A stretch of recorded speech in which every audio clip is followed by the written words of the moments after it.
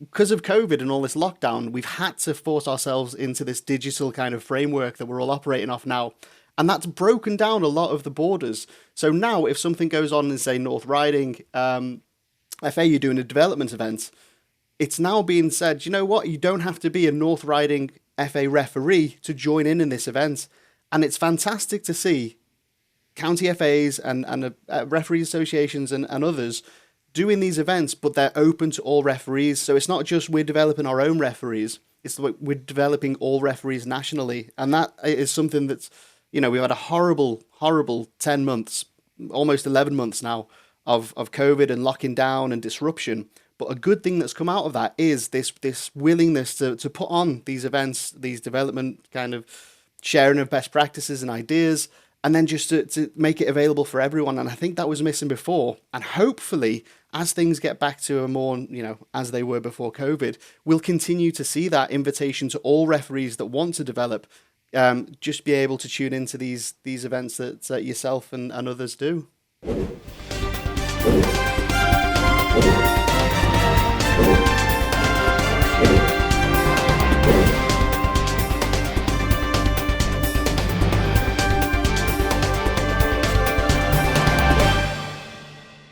Hello and welcome to episode 22, The Final Whistle, with myself, Nathan Sherratt, Ant Canavan and Martin Cassidy. And today we're really delighted to be joined by the Referee Development Manager from North Riding County Football Association, Ross Joyce. Ross, tell us a little bit about your role at North Riding.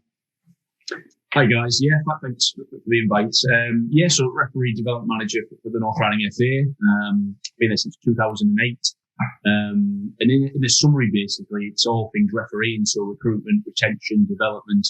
As the RDOs, RDMs will say, anything to do with an R comes to ourselves, really. Ross, I've kept an eye on lots of county FAs across the country. I feel it's my duty, really, just to keep an eye on it, and people criticise us because we jump on the negatives. But you're definitely one of the ones that, I've identified, and I'll tell many people that you definitely shine a light in the development of referees at grassroots level in your role with them.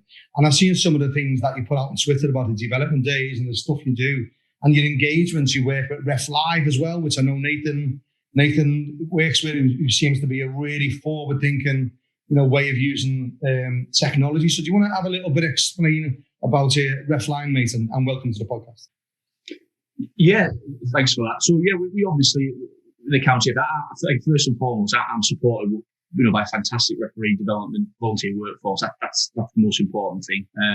I'm fortunate that in the role that I have, it's my sort of paid job. But I have a great support network. We have around 12 members of that team, referee development team, who are in roles where they take on day-to-day responsibility of refereeing. So from things from pointing to mentoring to coaching. And various other roles. And then we have a wider team. We have around altogether about 50 people, so mentors, observers, coaches, tutors, who support what we do. And I guess we've built that up over a number of years in terms of the development, retention, recruitment of referees. So we do lots of things, as you mentioned. We have a close-knit team despite the numbers. We work hard. We try and provide all referees with the support that they need from when they take up the whistle from the initial course right through to some of our more experienced referees who've been with a long time. So I see a lot of things where people say, well, it's only young referees or new referees get supported. Well, actually, we believe in trying to support all referees, because fundamentally the majority of referees, as we refer to them as, they're the ones that go out there week in, week out and support grassroots football. So we need to support them, equally as we do with our sort of ambitious referees coming through the system who, in our core groups who want to progress within the game. So, we have a workforce, I think it's around 400 referees, and we've built that up over the years. I think it was 2008 when I joined, we had about 260 when I took over. So the support team that I've got, they deserve all the credit for that, because they go out there week in, week out, and they mentor the coach. I mentioned we have e-learning. We use the Ref Live system, as you mentioned there. That's a new initiative we brought in, I think it was September last year, throughout the lockdowns, where it's a wellbeing questionnaire. So basically, after every fixture, the referees get the opportunity to provide some sort of feedback from that particular fixture. which allows us to capture, in live time what is going on out there. So if we've got a problem with a referee, for example, who's experiencing some bad experiences out there, we can offer them the support almost immediately, really. So yeah, lots of things like that go on. But like I say, that we're only able to do that as a county FA through our, volunteer workforce who, the majority of them receive expense payments and an honorarium at best. The really, the really integral to what we do, really. Yeah, I think a lot. There's an army out there, mate, of people who don't want money to help referees. But from our point of view, no one earns a penny out of what we do. And we've got quite a big learning force with regards to coaches, mentors, and other stuff we do. But I think what you've done, you've put it out there really positively, really proactively about what you do. It's like you frame it with your graphics and all those little touches that I see you do. It just seems, you're so far ahead of many other county FAs out there. But are you the longest serving RDO now that Dave Waterford has left Liverpool? Are you? The granddad of the RDOs. I think somebody mentioned that about a month ago when Dave left. Yeah, I think it's 13, 14 years coming up. So it's been a long time, to be fair. So yeah, it's a lot of time, mate, a lot of development, and it's wonderful to see, what you do and how you do. I remember right back to when we had that Bill Casby, the older bloke who got pushed over in the cup final up your way, and I remember we were getting a lot of stick because we were putting videos out there of people getting assaulted and people saying, it's not that big. And I remember that I think it was you put a photograph of you, and Bill was in the sling, wasn't he? And you put it out there and you said, look, I've been in touch. And I think that was the first, all those years ago, was that 3 years ago, mate? When I thought, you're different, you're doing the right thing. I think the Bill incident, that was probably 5 or 6 years ago, I think it was. I remember that one. Yeah, so Bill, again, as an example, is one of our sort of, seasoned referees, been refereeing for a long time, does probably, 80, 100 games a season. Great guy locally, well known. And, we had that unfortunate incident with Bill, which, again, the local football community, it sort of really, it got a lot of national sort of coverage, as you're aware. But I popped along to see Bill, and he was in good spirits, in fairness to him. And thankfully we retained him. He took a bit of time. We got him back, and he's out there now on the local platform when COVID's not here. He certainly is. Yeah, well done you, and make sure you pass on that regards to him. He's a really good example of what referees get up to, me. So thanks for that. It's fair to say I think North Riding is one of, if not the most progressive kind of counties in terms of how you see and develop and support the referees.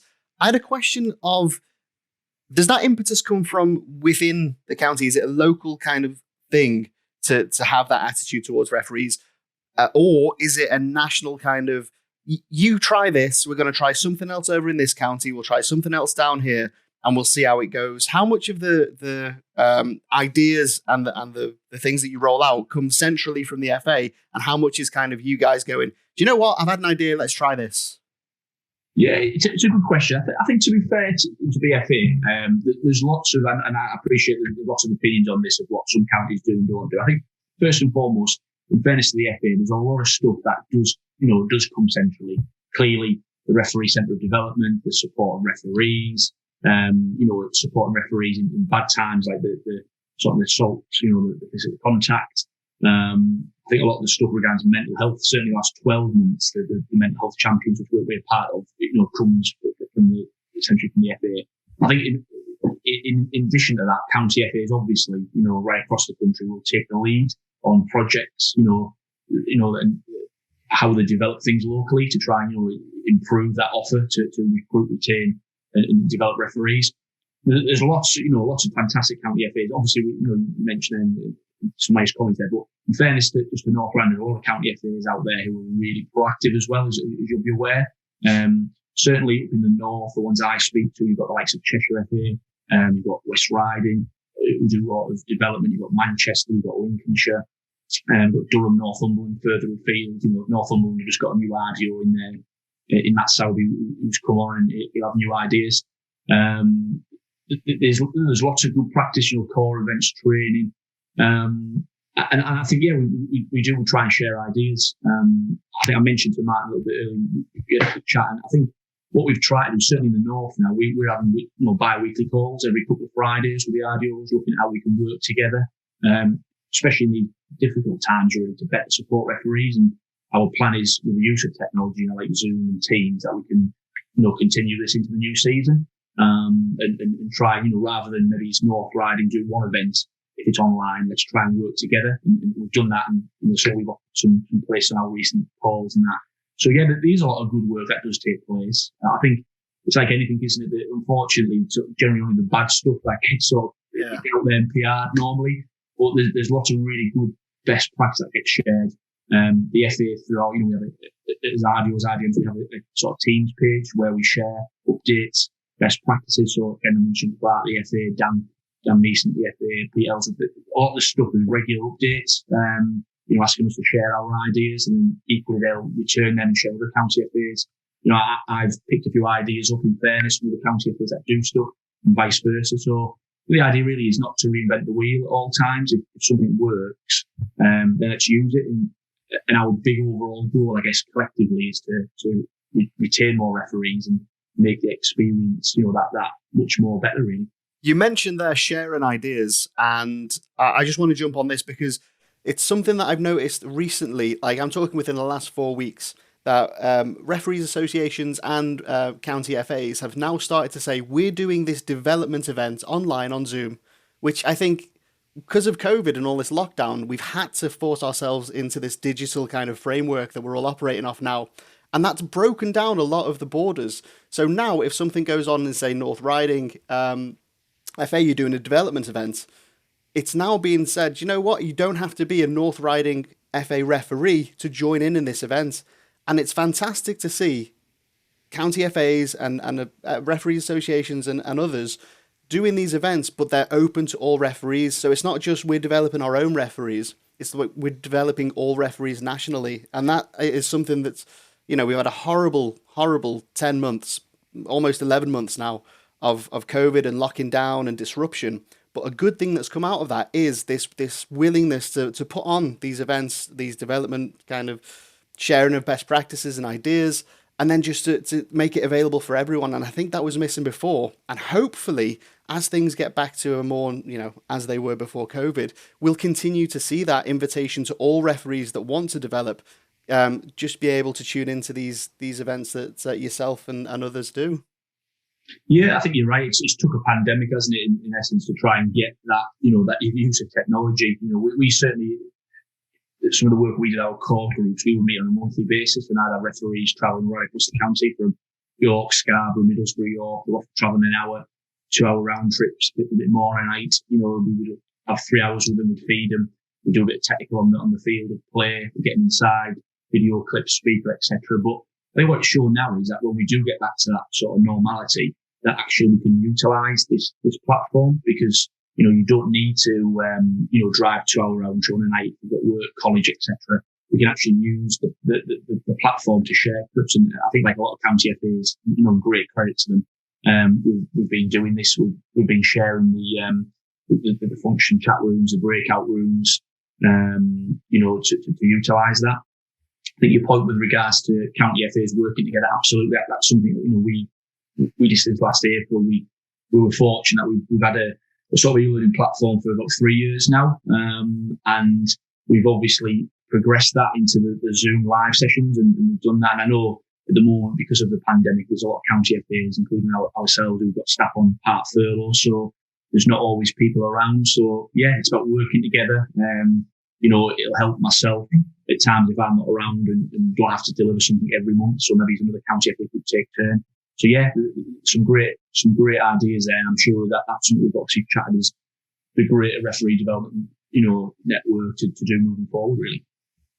I think you just touched on it there, to be honest, Ross. And I had the pleasure of coming down to York to one of your sessions with the third team, and we had a really great night and had the pleasure of meeting all the fantastic support staff that you said you've got, obviously, including Andy Himsworth, who obviously is a great guy. And I think, we should definitely praise a lot of the work he does, which we see obviously on social media as well. He's a great advocate. So I think I think what I noticed though, and you obviously touched again on feeding them and the community that you build there, that's one of the really interesting things that I've found with coming to North Riding and seeing the way that you've done it is the way that there's that real community and that connection. You see all the guys in the green polo shirts and just everything that really all about inclusivity. And I know obviously that'll have been something that you'll have introduced over your time as now the longest serving referee development manager or officer. I just want to know, how much do you think that's helped the referees in terms of feeling connected when they're going out on their own, maybe sometimes on a weekend, and now they can come back to these groups and network? Do you think you've seen an improvement in the way that they feel connected and feel like they've got more support from each other? Yeah, I think it's an important sort of point there. I think what I've certainly done in the team of Dylan, we've tried to at all times, not just, referees pay the £20 and they become a number. That's not what it's about, because ultimately, and I'm sure we'll touch on it a bit later, but we've got football, refereeing's got a really important part to play, from mental health, as you're aware, Nathan. I've sort of this rule not realised just, it's not just refereeing or games, fixture appointments, it's actually what it brings to it. And so I think, for me, it's creating that environment for our referees. As my chief executive and board of directors will tell you, I'm constantly on for them for funding and, putting papers in for wanting more and more all the time. And, I've got a great team. And I think, as you mentioned, a lot of them do it because they love refereeing, and equally probably why we get so much, energy and effort out of people like Andy. We have Jim Allen Kay, Jeff Hartley, Paul Stalker, Matt Cottingham, Jeff Mann, James, and name all of them, otherwise if they feed us, they won't be happy. Those are the guys who are part of that, that day-to-day stuff for me. Then we have the rest of the 40 odd other people in that team who make it up, who, support us doing observations, the travel around the county FA, an hour in the rain, doing reports. Well, we try and create that sort of environment where people feel safe. They come along. We have standards. You mentioned with the dress code. Yeah. We ask our referees to pay, around £100 a season, to get the groups to get those kits. We obviously would help anybody that couldn't afford it. Absolutely. To be open, honest, we had a price plan. We wouldn't single anybody out if they couldn't afford to do it, which we're happy to do. It creates an environment where they come along and feel safe. We have to provide that, you mentioned some refreshments, little things, it's a sandwich, bit of pasta, a bottle of water. If they're travelling and they're trained, they need to be fed and watered, because if we want them to develop and feel valued, then we need to do that as a minimum. So there is cost involved in that, and it is tough at times with the budgets, etc. But we'll pull favours in from sports centres. We'll provide them some referees sometime and make for us, some food. It's about building relationships, and ultimately we get referees who enjoy it. They want to come back. And I think I spoke earlier, there were some comments about, county FAs, they just support the younger refs. And, actually we don't do that. I'll give you examples in my club where I've got, referees who were in the 50s. We had a guy who was nearly 60 in it previously, because these people want to develop.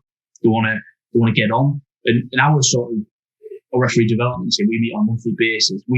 Our big focus is the person. It's simply the person, not, the age, the things like that. It's just about the person. We've done some great work the last couple of years, our female referee recruitments, where we've got almost 50 referees in the county FA. If we go back 3 years ago, we were probably 15, 18 at tops. So we've done some great work there, because we've got Rebecca on board as our female referee ambassador. We've got a guy, Mohammed Gethua, who's come on board, as and supports that, getting into the communities. We've got a lot of work to do, massively. We've got nowhere near what we need to do. We need to improve in those areas. We need to improve in, how we make refereeing accessible to people. I think the big thing for me is it's the majority referees, as you mentioned. So we do put events on. What I have found in the past is that we put stuff on, but we don't get the attendance as such. So we need to really break that down and see why we don't. So hopefully we're going to use some of the online, platforms. We've got the referee education centre that we have, where we put modules on there on different topics, and we've actually seen a bit of an uptake in that over the last 12 months. So we're hoping that's going to help. But ultimately, we just want to make refereeing accessible. We want to make people feel valued, feel supported. If they have a problem, they're open and honest, speak to us. There's no have an opinion. Simple as that. And I think that's why we've created that, that area. There'll be some referees absolutely I think we don't do enough. There'll be some referees that don't rate what we do. I would always acknowledge that, and like I say, I always invite people to come to us and offer opinions, as you say, to how we can improve. Really, now, I think you're doing a really good job at it, mate. And I've seen loads of graphs where there's like a thing of ages, and when it bends down like this, and that's like that age that we sort of want it 18 to 25 sort of was. There's a peak at the start and it drops down and it goes back up again when people stop playing. And I'm glad to see that that's coming up a bit more. And I think that's about engagement and how you engage. And I think it's important that we offer the same training to everybody.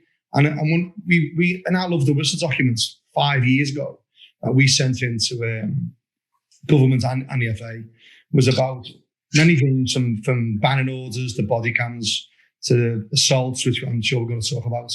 And one of the things that wasn't really mentioned as much as it should, in my opinion, is the fact of how the training's framed with regards to engagement. For instance, and again, this would be where you could really help me here, mate, is you can tick a box to say, I don't want to be involved in promotion. And that means you don't get assessed. Is that still a process? I think the question is, clearly the referees who apply for promotion in terms of the referee promotion system, so 7 to 6, 6 to 5 and 5 to 4 as we know it as, absolutely the county FAs, we average, I think we average about 30, 35 promotion candidates in our county FAs. Some of the bigger county FAs, speaking to referee colleagues, that they will maybe get 40, 50, 60. The big challenge is resource. It's to staff those games, because if you need three observations for some promotions and 5 for the 5 to 4s, we need the best part of 120, 130-ish observations a season. So you've got your workforce, you've only got so many people. A lot of people's workforces in county FAs, as you're aware, do dual roles, so the referee, the coach, the mentor. And that's the sort of the real, the real challenge for refereeing, is they have the same people. So that's where the resource goes. What I will say, I know a lot of county FAs, and we try and do this, and do we do it enough? The answer is probably no. Do we get out there and observe, as you say, assess how we want to class it as the non-promotion referees? The answer is probably not as many as I'd like to do, or we'd like to do with the team, because of resource, etc. What we will do is I'd never ever get to a point in our county FA where if we had a referee coming to us who was a non-promotion ref and they needed some support, then they would not. The answer would be no. We wouldn't say no to them. We would arrange that. So we've got a mentoring program. If we had a referee who was getting a number of comments from clubs where they feel need some development, we'd arrange that as an advisory, which I know a lot of county FAs do.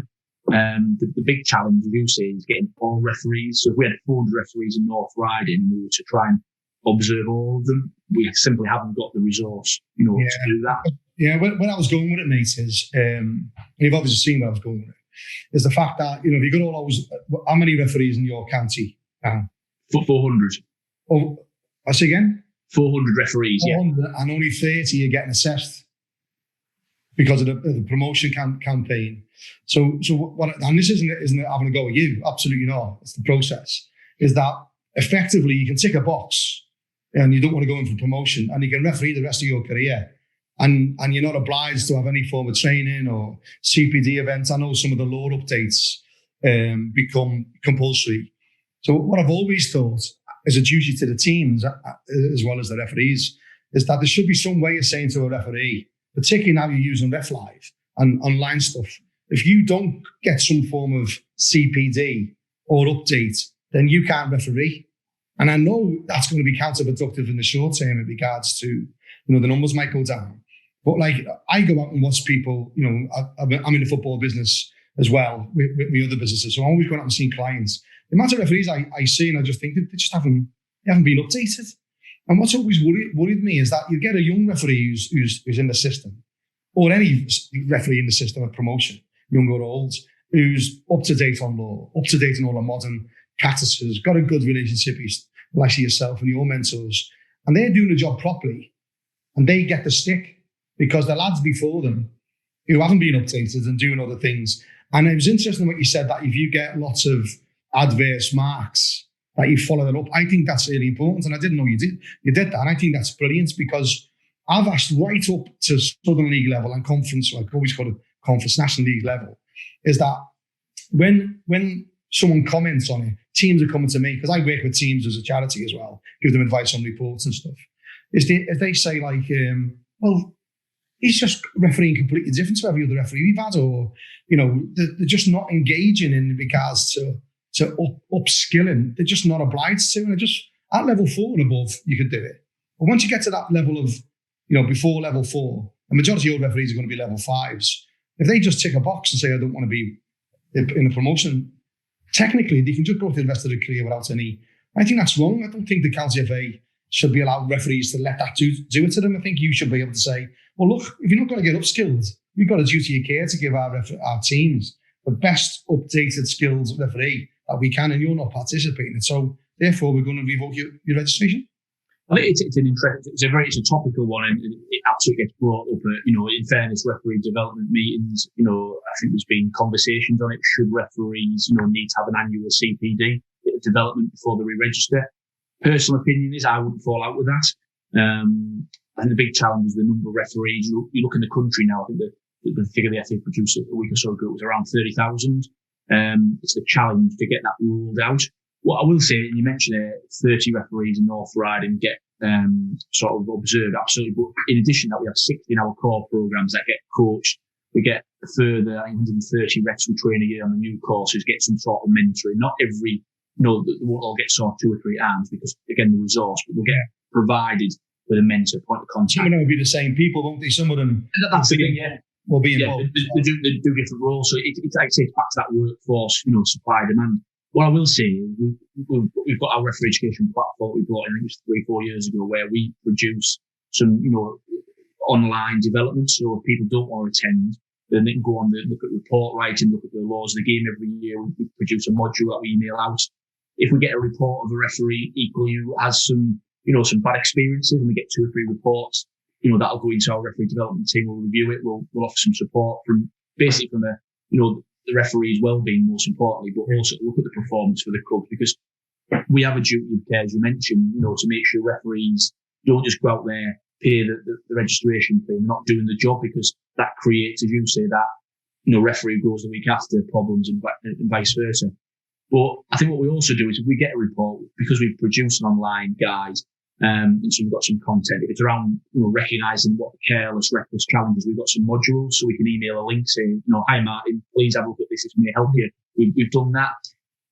Could we do it more and spend more time on it? Absolutely. I think that's the challenge. It's how we deliver that. But I certainly know, again, from the meetings we've had with the referees department, the FA, they are certainly looking at, and I think it would have been in by now if it wasn't for COVID, is they are looking at producing some more standard content.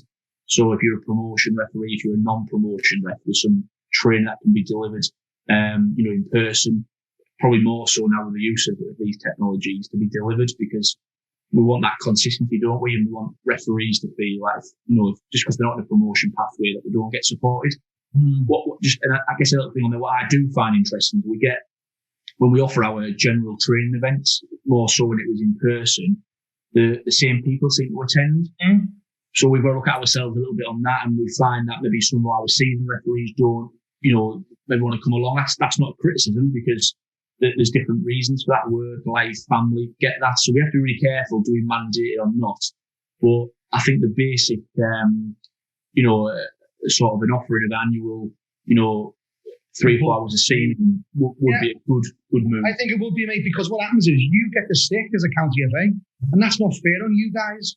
And, I know we're a referee charity and we're all pro referees and we should be able to defend referees, but I don't accept that over a period of 2 years, you haven't got a couple of hours to go to an upskilling event, to do modern practices. I remember talking to someone, just something simple as this. I remember talking about this signal here, where you go like that. And I said to him, just a few referees, what does that mean, lads? And there was 3 different things. There was ball moving.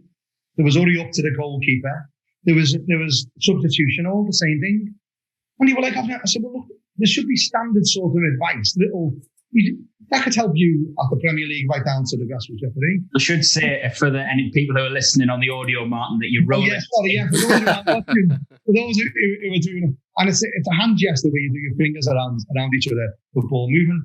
So, of course, there's little snippets out there that could help referees. Yeah, I think to be fair, we share clips, and I mentioned some of the neighbouring counties, certainly from, you look at like Ed at Cheshire, the referee development officer, Nick Dunn at Kent, someone further afield. The guys that produce things, you've got Aaron Bannister, Sheffield Hampshire, the one who provide content, Alex Clark at Durham, that we share things. It's pointless me always trying to find clips on one subject, careless challenges, and then them doing this. And we try and help each other a little bit. We'll share things. The workload as well. Yeah, it's good. And like I say, it creates that thing where actually, what's the point of me just using it for a number of referees? They might as well use it in their counties. So to be fair, a lot of that work, and obviously you don't get to hear about that because it's good news.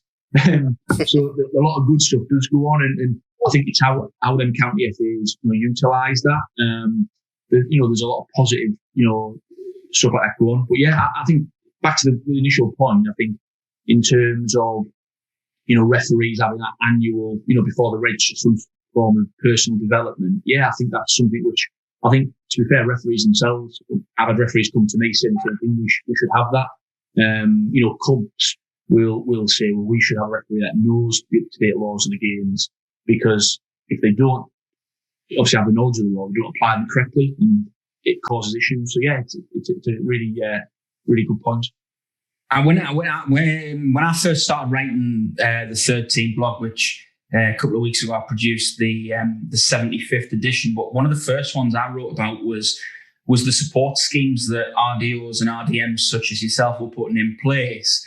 I wrote about the socks, I wrote about the T-shirts, I wrote about the armbands, and you were really right at the very beginning of this scheme. You're sort of one of the pioneers of that, one of the first counties to roll that out.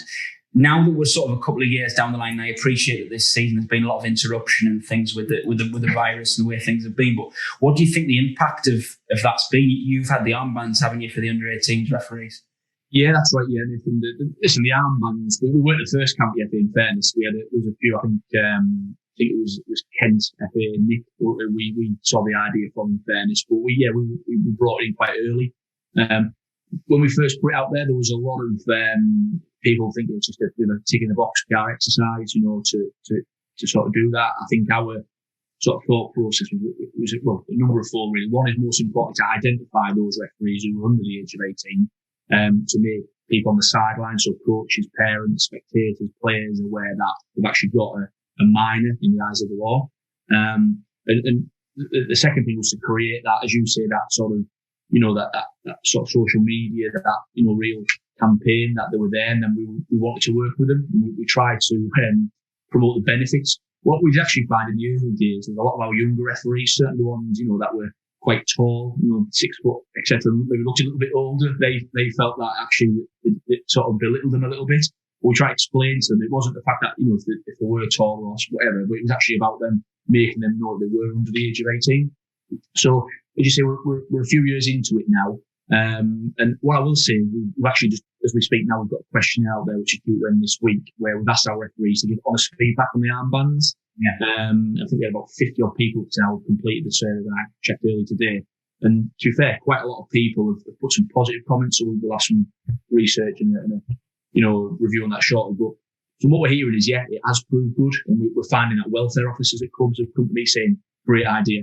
Because I tell my managers now that we have to be really careful, because if anything happens, that young referee gets sent to them, and they've got a yellow armband on, you can't really miss it, can you? Then we have to be really careful. So we've found a real positive experience. What we've actually found is clubs and welfare officers, even managers themselves, taking their own sort of lead on it to actually be careful on what they do say to them.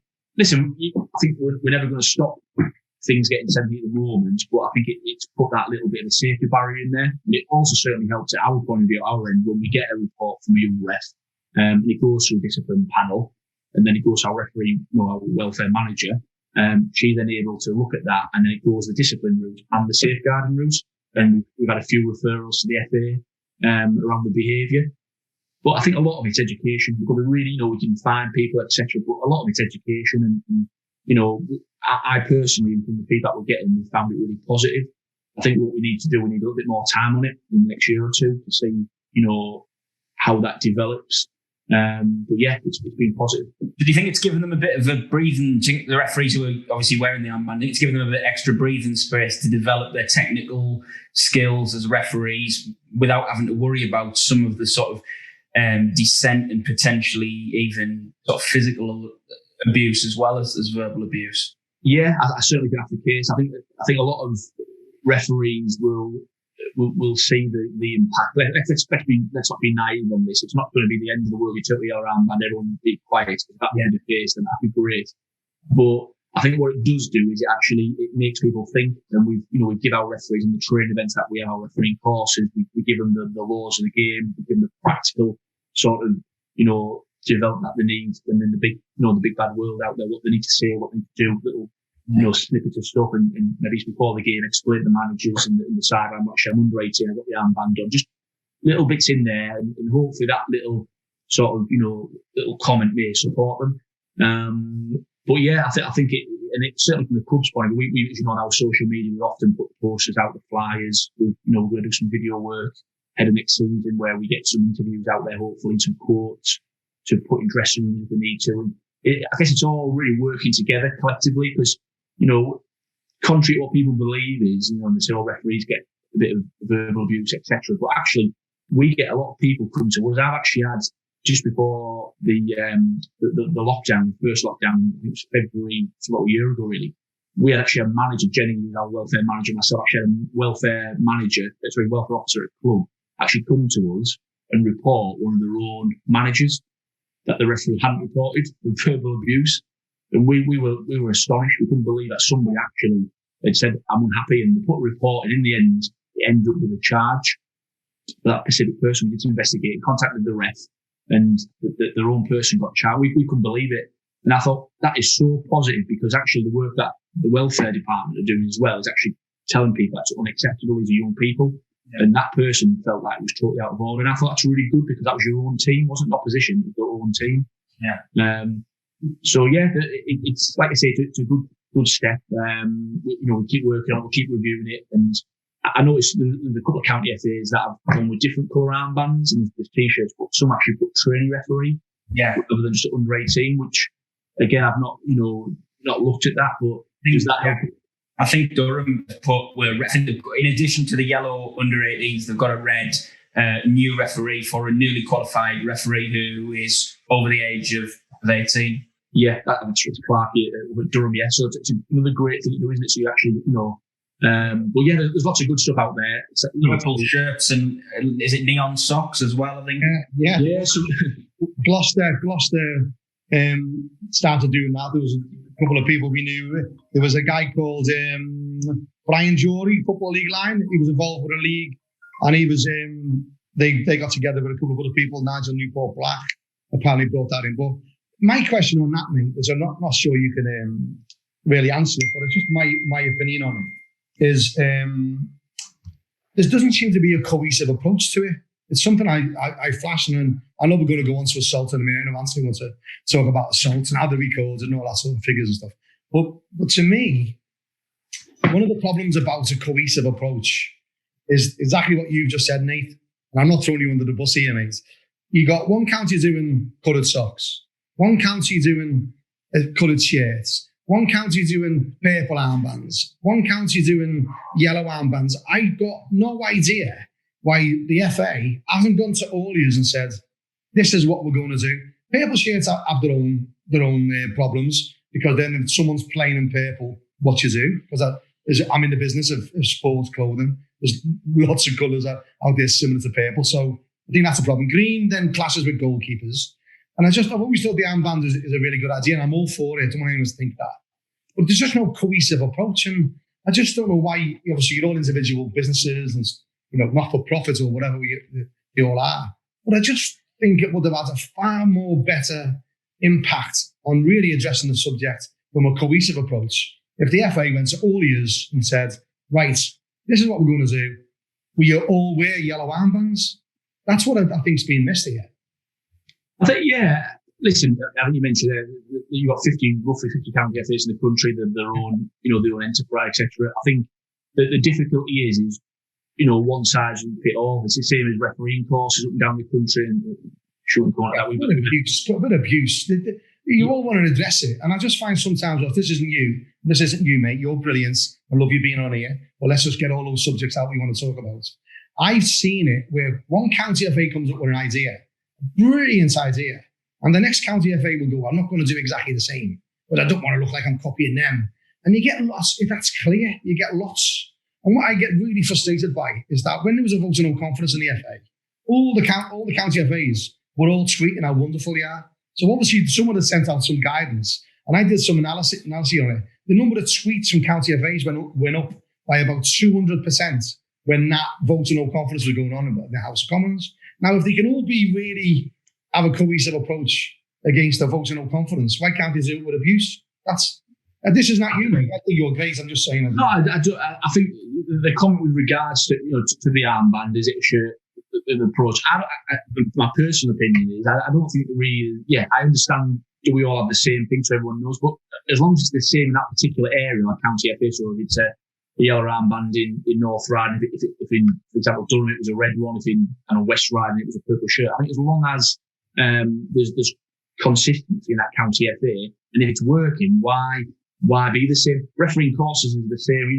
People say, well, one County FA, the cost is this, a different County FA, that, and there's probably good reasons for that. We've debated this recently because, there's different costs of venues in different County FAs, there's different costs of living in different areas of the country. So one size doesn't fit all, in that respect. I think the most important thing is, from an FA perspective is, and to the counties, is that we're all doing something which is most importantly having a positive effect on the referees, and it's working. And I'm sure, as Nathan mentioned there, he speaks through his business, that as long as it's working in those areas, there's not a need to change it. Yeah, okay, mate. Thanks, Ross. Yeah, so it's the whole balance between how much you want to be governed centrally by an FA that kind of imposes things that they want to see, and how much you let the satellites, the county FAs, kind of be independent enough to choose whatever they want. But I did want to just go back to what the FA released a couple of weeks ago. They put out a document. It was like the numbers in football, the numbers in our game. And one of the sad statistics in it was 77 referees in the 2019-20 season were assaulted by a player or a spectator or a manager, and they were recorded. There was another statistic that came out that there was as many referees that were assaulted, but it went on to be not proven, or it wasn't followed up, or anything like that. You put those numbers into the course of a season, that's potentially 2 to 3 referees a week that are getting physically assaulted and abused. We saw recently, obviously, the spotlight that the top referees come under in terms of the abuse and potential for threats of physical violence on them. I'm just wondering, what's the answer? I mean, in terms of a county FA, how much of a deterrent do you have to say, right, if this happens in our county, you'll never play in our county again? In terms of the FA, I mean, I know there was a case, it was being, it's one of the most popular across our social media pages, with Satcham Toki at the beginning of the season, if you like, the summer last year, who was punched 3 times, and the guy that did it only got a 5-year ban, which, if you're a referee, I don't think that is enough to put off a potential, someone that's going to punch you. I think, well, if I do this in the heat of the moment, it doesn't mean I'm never going to play again. It means I'll be playing again in 5 years. It's one of those things that for referees that'll watch and listen to this, what's the answer there? Because we feel we need to be protected from something like this happen. You had the chair of the RA saying it's just a matter of time before a referee is killed. We had a guest on the podcast many episodes ago from Holland, where an assistant referee was killed by a group of angry players. So there's lots of people out there that say it'll never happen, it's not as bad. And on the other hand, you've got people saying, look, here's an actual example of the extremes that it could happen to a referee. So in terms of like North Riding, what's your general experience of assaults been, and where do you think we're going with it? Yeah, it is a big area, and I think just to assure people, I know referees are the ones that we need to make sure that they feel safe in the role, because obviously we want to recruit, many more new referees once this pandemic hopefully moves on. I think as you rightly mentioned, the numbers in terms of the 1920 season, the FA have produced that stat in terms of 77 referees or 77 reports of an assault on a match official. I think what we've got to do, and we'll break this down a little bit, we're really careful on this, because that's 77 reported assaults. There's a small number, I believe, within those 77 that were not proven, but for whatever reason, that's not for me to go into that. But yeah, that's the stat. What to remember on that is that was over 850,000 games that took place in that particular season. So we're looking at 0.01% of games where an assault has took place in essence. The big thing is we've got to remember that every one assault is more than enough. It's absolutely don't put that at all. It's absolutely I know the experience and what the effects of those assaults have on the individuals. Personally, as a young referee, I was subject to something similar, where I put a punch thrown at me as a young sort of 17-year-old. So I've been there and experienced it firsthand. And as Mark mentioned, I've also spoken to referees who have been on the end of some of those things. But what I think we need to do overall is look at it in the grand scheme of things, that it's 0.01% of that 800,000 games. Now, there's many, many more positive experiences that take place on a week in, week out basis. We don't often hear, because it's good news. As I mentioned earlier, we all only seem to hear about the ones that are bad, but for the right reasons. So I think what we need to do within the game, and this is something to reassure people, is that the Football Association, and I've personally spoken, and I know you won't mind mentioning Tim Foster, as I know some of you guys now, some correspondence you mentioned with Tim in the FA, and also the referees department through Peter Ellsworth for our Dan Meese and the guys. There's a lot of work that is going on, to look at these areas when an assault happens, what we do as county FAs, as the FA. I think fundamentally for sort of North Riding, what we brought in a number of years ago, we have a support hotline. As you're aware, we have a referee support policy that myself and the team implemented. So we have a number of systems. What we will do if a report of physical contact or an assault happens, so we will do certain things, get in contact, support them, offer a home visit, offer them a further call, keep them in touch, updating what's going on. But I think what we've got to do most importantly is make sure that the person is being supported in those initial stages. They've got the opportunity to speak. If they want a coffee, come to the office, have a chat. That's all available. We'll come to you, whatever. Because understandably, those cases are really bad. When you look at the numbers, as we mentioned there, and I think in terms of, you mentioned 2 week nationally, if you look at those numbers, break them down. I think from a county effort, from my knowledge, we average at best one a season. I think we're very fortunate, some things we don't, but generally one at best we get a season if we're unlucky. We have to offer that safeguard, as you mentioned, and the support. I think what it then comes down to, I think after that for the referee, when you've been involved in that first hand, is what happens after that. Because I understand that people look at the sanction and sometimes they're not happy, and at times could there be more. I think in fairness to the FA, and I think they came out and said this, that they understand that area of work needs to be reviewed, it needs to be monitored. I think it's also fair to say that some of the, is it 5 years, is it 10 years? I know people mention signed high, etc. I think in the current day now, if you go back 10, 15 years ago when players were signed high, the world has changed, the society has changed. I don't personally think this is a football problem. What happens, you look at tennis, for example, now you've got players who are, smashing balls, they're swearing at umpires, you've got cricket, rugby. I've got a friend who officiates to a reasonable level in rugby and does grassroots. He said he's seen a real decline in that game locally when rugby was come across as a game that was played in good spirits. So there's a lot of stuff going on, and I understand that everyone will have views on it. I think as referees, we're one small cog in the football production, players, coaching, etc., welfare. Well, I think ultimately, this is an area of work that needs to be monitored. We need to look at them. I know the FA have come out and they've said they are looking at ways of doing that. I know, and Tim won't mind me mentioning this, and certainly Pete Ellsworth and the FAs, they are constantly, in dialogue. There's been a lot of work going the last 12, 18 months. It's ongoing. I understand for the new season, they're hopeful for grassroots referees to have, some improved supporting things in place as to what we do. But yeah, that's not me trying to dodge the question. I think it's a really difficult one, and I understand referees out there. And I think what we've got to do, I guess, in the refereeing world is we've got to make sure that if referees feel like they're not supported by some of the sanctions and whatever, that we look at why that is and we improve. I don't think anybody's ever going to get what they want, because if a player was to be given a certain number of games, 5 years, 10 years, somebody will say it should be 15, should be 20, whatever.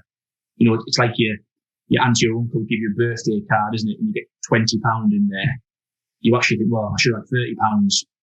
So it's a really difficult one, but I think what we've got to say, to put on the record is we've got to support referees and we've got to make sure that they feel supported. And there's work, by the FA's own admission and from county FA point of view, is we've got to keep working on that and, making that experience really.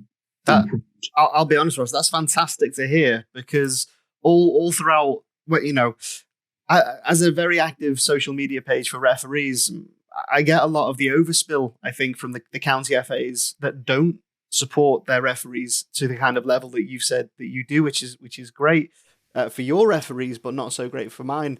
And then offering them those referees that do feel like they're outside of a supportive system. Maybe I'm exposed to more referees getting assaulted than the average. You say in your county you had one a season, and I do get a lot of the pictures and the reports and stuff like that of what happens to the referees. It would be fantastic if, again, we go back to centrally, if the FA could say, listen, we understand it's a problem and we're looking at it and we're addressing it and we're going to come up with the best way of dealing with it, because for the most part, it feels like the FA just go, do you know what, we'll just not say anything, and then we'll say something a few months down the line when we've come to a decision. If they at least acknowledged that there's an issue, and then they understand the feelings and the thoughts of the referees in these situations, that would do a lot to alleviate the stress, the tension, the anxiety for a lot of referees about stepping onto the field of play, knowing that there are referees out there in certain areas of the country that aren't as supported as probably they should be. Yeah, it'd be remiss of me not to challenge these statistics and all that. I'm not saying they're lying and not like that, but I'm very vocal about it. I get a lot of stick. The charity gets lots of stick because all we seem to do is talk about the negative side of refereeing, which isn't the case, because we'll big up the FA. And I've said it on TV, I've said it on radio, I've said it even in the Times newspaper. I've said these words. They can't claim that they know the bigger picture. They just can't, because that's only what's reported to them. I know for a fact that more than that just come to me. And I'm not saying it's disingenuous by the FA in any way, shape or form. The people you mentioned, Mark Ives, Andy Ambler, Tim Foster's brilliant, Brian Allen, Danny, all of them, top people, got absolutely no problem with any of that. But it's a failed system, because I know for a fact that people have come to me and said, I'm not reporting assaults because they weren't dealt with properly, like the Satyam case. I'm not going to report assaults because the bloke that headbutted me is on my school run. It goes to my restaurant, I get spat at because I booked them. And I think it's until they own up to the fact that they're only it's like the tree in the forest, and when it's cut down, if no one's there to hear it, it doesn't make a noise. It's the same sort of principle. The FA, in fairness to them, can only go on what's being reported to them. That does not say it's a true reflection of what goes on. And then we have the disparity of county FAs just not dealing with it, absolutely not dealing with it. Some like you, and there's some brilliant ones at Manchester FA, Colin Bridgeford, brilliant, top draw chief exec, addressing it, bringing changes in that address it. But it's the journey, mate. We've just talked about it. From purple shirts to armbands, no cohesive approach, to how people are getting banned, to how people are getting dealt with at hearings. We led a campaign to get which was brilliant, Mark. I've listened to us, and Kerry Savers dealt with it, about children should not be put in front of people who've just abused them, who've threatened them. And the FA's procedures was that they had to sit in a room and listen and get questioned by people who threatened them or swore at them allegedly. It's all that's slowly changing, which is why we as a charity, and me in particular, will go out and flash these problems up. We've all had it from many refocusing events, from things like the suffragettes with where America pancakes threw herself in front of a bus, all these sort of things that go in front of a horse, all these things that go on, Tiananmen Square, and there's always been a really negative that's had positive outcomes. And I just feel sometimes we need to just step back, all of us, and say, look, we've got this information, you've got that information. Why are all these people just not wanting to come forward for different reasons? So the FA can't stand there and say it's 0.01% of a problem, when it clearly isn't, because they haven't got all the information, even though I will say they are genuine and trying to address it. I think, to be fair, man, you mentioned the stat there. I think that's just that's just a look at the bigger picture in terms of what is reported. So we put it into perspective because, we brought in the ref live system that Nathan mentioned earlier. One of my reasons for bringing that in was that I wanted to see what the referees' experience was in our county FA in terms of their behaviour. So they rated teams on the behaviour, sideline, spectators, and it was on a week-to-week basis. Because of lockdown, we had 99, I think it was, referees between lockdown 1 and 2 who produced the wellbeing stat in that 3 or 4 week period. So we had some, nearly 100 referees who completed it. So when we got the data downloaded, of that 97 referees, I think it was out of the 99, it basically rated it 4 or 5, so it was good or very good, behaviour, experience, green. We had 2 referees who one was average and one was below, one was a 2, I think it was, overall. And there was no negative experiences. There was a comment that I thought the behaviour of one of the teams was, they shouldn't show a bit of respect, nothing major, not enough to report it. So we had, just short of 100 referees complete that survey, and the experience was really good. So my spin on that was it was a really positive one. Yeah, absolutely. And what we do is we do talk about the negative experiences, which I say the ones that people want to talk about. Good news generally doesn't get PR'd as well as bad news does. But you're right what you say. And that's no good us coming up with anything, because the referees who experience them bad, them bad times, we can't minimise those things because it's not fair. So I get that. But I think we've got to be really careful is again not to kind of support a county FA or the FAs. That there's a lot of these things you mentioned where that particular one about putting young referees in that environment was addressed. It was reviewed and it was changed. Absolutely. We've mentioned other things that have happened in terms of, potentially suspensions, etc. Yeah. Those are getting reviewed. They are listening. So you have to really be really fair and balanced on it, as you say. And I think by the FA's own admission in the state of the in the county FAs and referees, there's always a way of improving. Absolutely. Yeah. I don't think there's anybody that I speak to, including Tim, Pete, Dan, for the guys, we have our meetings, our Zoom calls, and we meet up. Is everybody in this game, and you guys as well, by doing this sort of podcast blog, we're all in it because we want to make the experience better for referees, and that's what we're all trying to do. We're never ever going to get to a point, I don't think, because like I say, this is the whole issue we talk about here are not a football problem. They're a general society problem. So what we need to do is we need to be really, look at it all. And again, I know we've had conversations and we've shared on body cams. People say, will a body cam, will that increase it? I've listened to the reasons for them. I've listened to the reasons against them. I can see both arguments, absolutely. I've mentioned before, my personal view is when we look at it all, there's no other football federation, association in the world that uses them. You look at the police, the traffic wardens, etc. Does it stop people actually doing what they want to do? In the heat of the moment, they get red mist. Are they going to stop them? Probably not. But I do understand the argument. And my personal view is if we are looking to try and improve that experience and try and we've got some funding or whatever, is utilise that better by, as Nathan knows, the mental health side of the game, the mentoring. The online training, you mentioned it sort of 10 minutes ago, providing referees with a platform to do some CPD. There's all ways of doing that. And, but I think for referees who watch the blog and stuff, it's just they count the FAs and you bring, well, I don't know the ins and outs that, I'm not here to comment on individual sort of cases. But I think collectively overall is that if referees don't feel that they're supported, then pick the phone and speak to their county FA. You know, if they don't think it's the referee development officer manager, speak to somebody else in the department, the football development manager, the chief executive, the welfare. Because trust me, I know from speaking to my colleagues, and they told me good saying that, but there is support there. And if they don't think it's there, then they need to go further. Absolutely, because every referee who we, as a county FA or the FA, train, we want you to feel supported, want you to feel valued. And, you know, I get some referees who come to our county FA and say, can we come on your training night? You know, we had with a few guys a few weeks ago, and you know, I've got no issue with that. We have to be careful on the numbers, you know, for delivery. But yeah, absolutely. Likewise, some of my guys and girls have gone on calls with the county FA, you know, that they've advertised something and they've jumped on a call. I think it's about supporting people and making sure that we've got that support in place. Doesn't matter whether you're a North Riding ref and you maybe go to an event in Liverpool, Manchester. It's about the person making sure they feel valued, and that's where we are. But listen, I do acknowledge, I know it's a tough one, and I get lots of correspondence from referees, you know, including out my county FA, to be open and, you know, to be fair on it, where they're not happy on certain, you know, disciplines.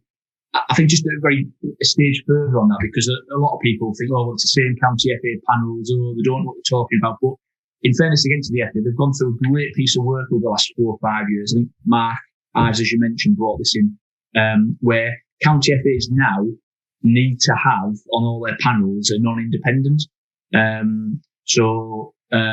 Person who's on a panel who basically, you know, is not connected to the county FA. So we in our county FA, we promote that massively, because we want somebody who is independent, who on them panels, who basically it can be objective on it. So, you know, they're not connected to either party. And I think the more we go on now, we're seeing more people, referees, but for assaults on referees or for physical contact, county FAs now need to report all those incidents immediately to the FA, so the FA can run them. And what the FA do is they have a number of chairs who specialise in dealing with these cases, as you mentioned. So it gets taken out of the hands of the county FA. So it's an independent person leads on that. They chair it with people. So they're trained, they're developed. There's a more consistent approach to sanctions. There's the sanctioning guidelines, as you mentioned there, which the FA put in place, which are there for county FA. So there's lots of good work that goes on. And like I said, I understand, you know, there's always improvements can be made, but we just need to be really fair and balanced. I keep saying that, you know. Yeah, absolutely balanced. Because, sorry to cut the question, mate, because I hear it all the time. I get it. People get in touch with us to tell me to put stuff on the Facebook page because they're scared of doing it themselves. I would say 30% of the content I put out, someone else has asked me to do it. And why that is because not all county FAs are blessed with an RDO like you, an RDM like you. They're not. My RDO that I had hated each other, absolutely hated each other, and not to do with refereeing. So I would never go to him. And then we have people saying, and this isn't just one county FA, we have referees from all over the country saying the same thing. I've never had a cup final. I've never had a long service award. Not just one. There's this sort of thing that happens where if you fall out with an RDO, they'll hold that against you. I know, don't expect you to comment on it. That goes on. Matt, just stop on that one, because I think it's worth me commenting on it, because I think, to be fair, and I understand people will have things. What I would say is, and listen, I don't know the individual case, and you know, I'm not going to comment on it, but I think just to think of an overall view, I think in county FAs now, certainly in North Rhine, I know there's many other county FAs do it, because I see it and we speak about it, is county FAs are made up of it's not just the referee development officer or manager. We, in North Rhine, we have our referee group, so no one person makes any decision. Now, I understand what you're saying, that there'll be things where you think, well, that person could influence whatever, but ultimately, county FAs right across the country have support staff, they have development team people, they have a committee, you know, there's process. So if people do feel like that, and I keep saying, I guess in my county FA, some people may not be happy with decisions that we make, and you know, we try and be fair. You know, everything's done. I don't personally make any one decision over finals. It goes. No, you don't know. No, you're different, some county FAs, they go back to Colin Bridgeford, they're getting rid of referees committees and all kinds of committees. Because what you're finding is some of the people who are on committees, discipline committees, referee committees, are also with the RA or similar. The RA has even got positions on council when they don't represent the majority of the people in this country. The RA represents probably 20% of the referees in the whole country, but they've got a representation on the council, which I think is wrong. But I think what's happened is over the years, we've just let it just go on where people complain, I see all the time, there's a tweet go off on County FA, well done to this referee, we just got this game. When I know there's other referees who might have got promoted to a far higher level, but because that County FA's had a fallout with him or her, it doesn't get pushed. And that's that's real. I'm not saying you do it, mate. But what I'm saying is, they haven't got time, and now we're getting more and more. How many County FAs have not got an RDO now? 8. That's going to go up. That's going to go up. But you've proved that you're in that role for the right reasons because you've been there so long. You're a wonderful, wonderful example of how it should be done right. But from our experiences, they won't go to a County FA and say, oh, that RDO is rubbish. They're scared of getting sent to the shite clubs, poor marking assessors that get put on them. This isn't just a one county complaint. This is all over the place. Funny enough, not from your county. Yeah, but again, man, I think you listen, and I'm not privy, as you say, to some things, but we've come just in football, referee coming so, from, you put that as politics, whatever, so far the game now is I'll be amazed from the RDOs and the county FAs that I know, there's a lot to, and you mentioned a couple and I've seen stuff previously, but there's a lot of good stuff that goes on out there. Yeah, and I think in this day and age now, you mentioned referee committees. So right across the country, a lot of county FAs, and for the right reasons now, in the format referee committees were previously, because county FAs want to be a little bit, they weren't fit for purpose in a sense. So what we're doing now is, again, give the FA credit, because the FA that have brought this in is a lot of county FAs now are bringing in referee development groups who are representative of people. So we're looking at the females, the B and E, we're making refereeing diverse for the right reasons. We haven't just got a number of people on a panel, or a committee, who, looking at it from one perspective. It has to be diverse. We have to look at it and make sure everybody's got an opportunity, because we want to make refereeing, for the right reasons, where everybody feels they can come and take a course. We don't want it to be, as it was maybe 10, 15 years ago. We're trying to make great strides in developing. So, listen, lots of things have happened in the past. I get that. But I think what we need to do is look at the future, be positive. There's some good changes coming, hopefully. I think the good thing is communication, as you mentioned. It's challenging speaking over it in that manner.